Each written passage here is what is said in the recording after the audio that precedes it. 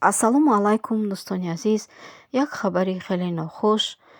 Дамирбек Олимов, ҳунарманди саршиноси тоҷик, дар синни 33 солагӣ ин оламро тарк намуд.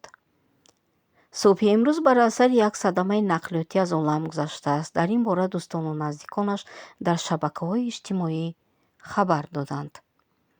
Дамирбек Олимов бисёр як ҳунарманди пешрафта буд ва тамоми сурудаҳояш бо бисёр забонҳо тарҷума шудаанд, яъне дар бисёр давлатҳо садо медиҳад. Имрӯз хабари марги ӯро фаҳмидем. Равонаш шод бод. Аллоҳ раҳмату мағфират кунад. Аз ҳавзи Кавсар сероб, аз пули Сирот гузаштанашро осон кунад. Илоҳо, омин.